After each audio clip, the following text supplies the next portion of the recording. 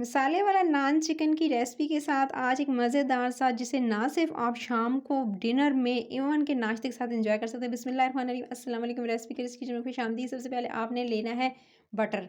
Butter ले सकते हैं और देसी घी, दोनों आप में से एक चीज़ ले लीजिएगा। आपने 2 टेबलस्पून भर के डाला, साथ में 1 से 2 प्याज। अच्छा, बड़े साइज़ का तो 1 डालिएगा, अगर दरमियाने साइज़ के हैं 2 प्याज लेकर उनको आपने क्या करना है, उनका बिल्कुल आपने ब्लेंडर में डाल के उनको ब्लेंड कर लेना पानी डाले बगैर। फिर जैसे इसका हल्का-सा कलर चेंज होगा, बस आपने ये ध्यान रखना है कि जो आँच है बिल्कुल हल्की रखनी है, क्योंकि प्याज़ बहुत जल्दी जल जाएगा जब आपने इस तरह से ब्लेंडर में डाल के ब्लेंड किया होगा। उसके बाद आपने दही लेना है, आधा कप दही लीजिएगा। उसके अंदर शामिल कीजिएगा नमक, आधा चाय का चम्मच नमक शामिल करेंगे, छोटा वाला, ठीक है? या जितना आप नस्बे ज़ायक़ा इस्तेमाल करना चाहते हैं, अपने खाने में इस्तेमाल करते हो उतना कीजिएगा।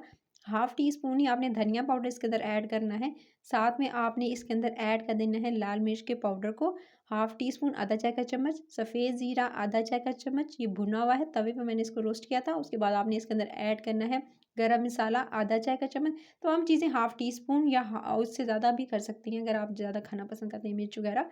हाफ़ टी स्पून ही हल्दी गई और बिल्कुल 1 से 2 चुटकी मैंने इसके अंदर देगी मिर्च या पेपरिका पाउडर ऐड कर सकते हैं। साथ में आपने इसके अंदर लहसुन अदरक का पेस्ट 1 टेबलस्पून भरकर शामिल किया। अच्छा, लेमन जो है, लीमू का रस, वो तकरीबन 1 अदद लीमू लीजिएगा और उसका रस जो है वो आपने इसके अंदर शामिल कर देना है। लेमन का रस भी चला गया, लीमू ना हो तो आप इसकी जगह सिरके का इस्तेमाल कर सकते हैं, 1 टेबलस्पून सिरका डाल दीजिएगा। उसके बाद तमाम मसालों के साथ बहुत अच्छे से इसकी मिक्सिंग करेंगे। अच्छा, इसको अच्छे से मिक्स करना है और मिक्स करके फिर आप ये मसाला जो है वो रेडी कर लेंगे। तो इस तरह से आपने इसके मिक्स करना है, दही को बहुत अच्छे से फेंट लीजिएगा। अच्छा, याद रहेगा दही थोड़ा पानी वाला नहीं, थोड़ा-सा गाढ़ा थिक लीजिएगा। तो क्या होता है कि जो आप जब दही को डालते हैं चिकन वगैरह में, तो उससे क्या होता है, लम्स नहीं बनते, फटकड़ियाँ नहीं बनती, फटती नहीं है दही। सो आपको एक टिप भी बताऊँगी कि दही कुछ लोगों की फट जाती है, जैसे वो डालते हैं किसी भी चिकन या कढ़ी वगैरह में डालते हैं, किसी भी सालन वगैरह में, तो आपकी जल्दी जो है दही फट जाती है। तो उसके लिए क्या करना चाहिए, फिर चिकन लीजिएगा, उसको अच्छे से वॉश कर लीजिएगा। अच्छा, मैंने वॉश करके लहसुन से वॉश करके फ्रीज़र में रख दिया था, ये अभी थोड़ा-सा सॉलिड है।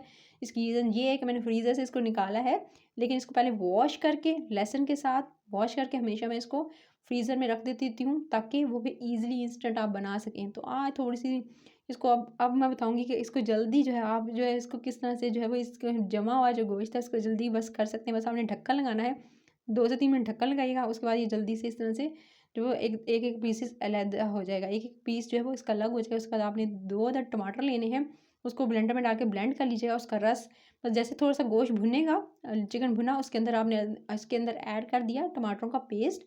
उसके अंदर टमाटर का पेस्ट शामिल करके बस इसका जैसे ही जो टमाटरों का पानी खुश्क होगा, दे सकते हैं। मैंने इसको तकरीबन हल्की से पहले दरमियानी आँच पे जो है वो मैंने रोस्ट किया था चिकन को। उसके बाद इसके अंदर टमाटर का जैसे पानी शामिल किया, यानी पेस्ट जो बना हुआ था, पानी इसके अंदर बस थोड़ा-सा शामिल किया था, आधा कप से भी बहुत ज़्यादा कम।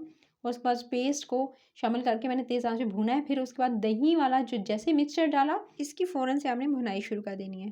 तेज़ आँच पे इसकी भुनाई करेंगे ताकि जल्दी से इंस्टेंट से आपकी दही भी नहीं फटे और आपका जो बिल्कुल एकदम जो लम्स बन जाते हैं वो भी नहीं बनेंगे और आपके जो जल्दी से मसाला वो रेडी हो जाएगा।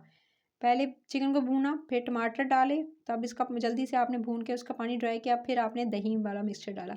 दही को अच्छे से तेज़ आँच पे भूना, जब दही वाला पानी भी दे सकते हैं उसका ड्राई हो चुका, बिल्कुल अच्छे से भुन चुका चिकन, तो अब आपने क्या करना है, बस अब चिकन तकरीबन ये 70% गल चुका है, बस आपने इसमें थोड़ा-सा पानी लगाना है।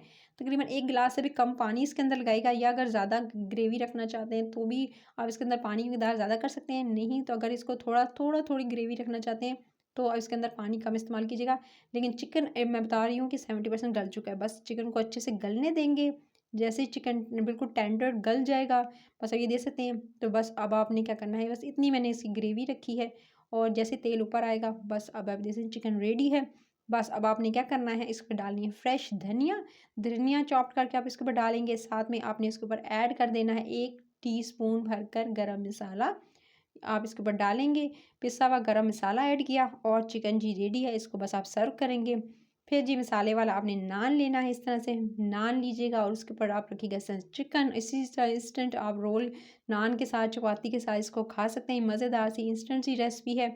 बस आपने नान लेना है और उसके ऊपर रखना है इस तरह चिकन। साथ में आप थोड़े से वेजिस ऐड कर सकते हैं, प्याज, चाहे वो आप इसके साथ गाजरें रख सकते हैं, चाहे तो आप इसके साथ जो है थोड़ी सी जो है वो बंद गोभी रख सकते हैं।